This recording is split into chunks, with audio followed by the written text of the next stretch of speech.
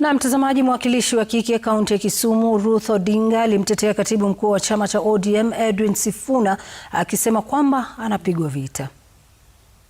I can state authoritatively here that the money and the resources you see being spent in those ODM rallies, the so-called underground, those monies are not coming from ODM headquarters. Where are they coming from? You will ask them.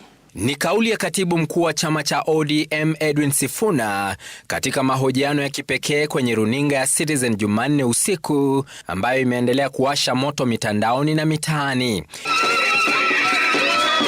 Ruth Odinga ambaye ni mwakilishi wa kike kaunti ya Kisumu, ambaye pia ni dadake aliyekuwa kinara wa ODM hayati Raila Odinga, akielekea kwenye mitandao ya kijamii kumtetea Sifuna ambaye amesakamwa kooni baada ya semi zake.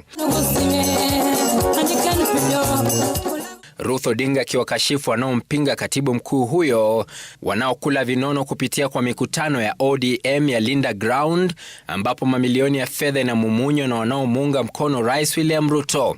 Ruth akitaka kujua ni nani anayelipia helikopta, mahema na tisheti za ODM ambazo zinatumika kwenye mikutano hiyo. Ruth Odinga akiwataka walio na maoni tofauti ya mfadhili wa mikutano hiyo ajitokeze, akiuliza, je, ni magavana wanaofadhili mikutano hiyo? Ni wabunge wanaofadhili? Je, tumepata mfadhili ambaye katibu mkuu wa chama hamjui? Ruth Odinga akidai serikali inafadhili mikutano hiyo ili kudhibiti na kununua chama cha ODM, akiongeza kwamba ndiyo sababu serikali haijaachilia deni la shilingi bilioni 12 ambayo ODM inaidai.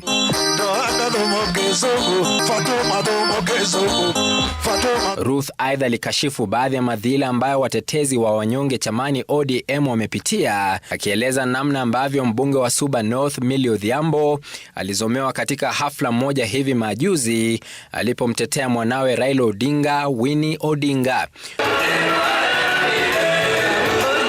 Mbunge huyo sasa ametilia shaka uaminifu wa Rais Ruto kuheshimu makubaliano ya kisiasa na ODM kabla ya uchaguzi mkuu ujao, akisema amefeli kutimiza mkataba wa ajenda 10 alizotia saini na Raila Odinga mwaka uliopita.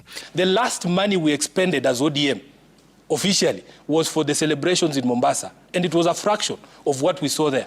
Katika mahojiano na runinga ya Citizen, Sifuna alidai serikali ya Rais Ruto ilikuwa inafadhili mikutano ya ODM katika harakati za kuwashawishi viongozi wa chama kumuunga mkono katika uchaguzi mkuu ujao. Emmanuel Toro, runinga ya Citizen, Nairobi.